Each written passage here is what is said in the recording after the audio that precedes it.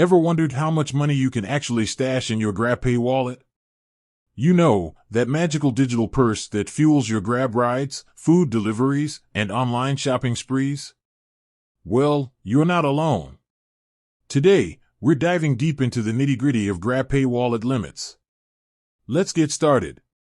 First things first, let's talk about those pesky limits.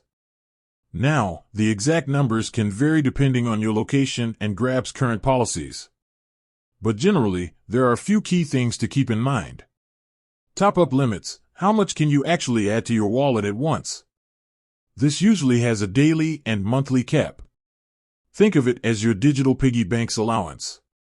Spending limits. Just like any good budget, there might be restrictions on how much you can spend within a certain time frame.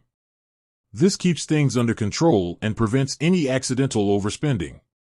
Withdrawal limits. Need to transfer some of that digital cash back to your bank account? There are likely limits on how much you can withdraw and how often. Now, why are these limits even in place? Well, it's all about safety and security. Grab wants to protect you from potential fraud and ensure smooth transactions for everyone.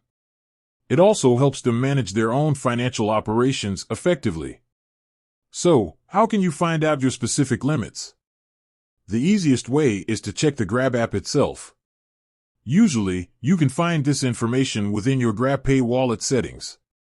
Look for terms like wallet limits, usage limits, or transaction limits. And if you need to increase your limits? Well, that might require some extra steps. You may need to verify your identity by submitting some documents, or you might need to contact Grab customer support directly. Now, let's talk about some important things to remember. Stay within your limits. Avoid exceeding your limits to prevent any issues with your transactions.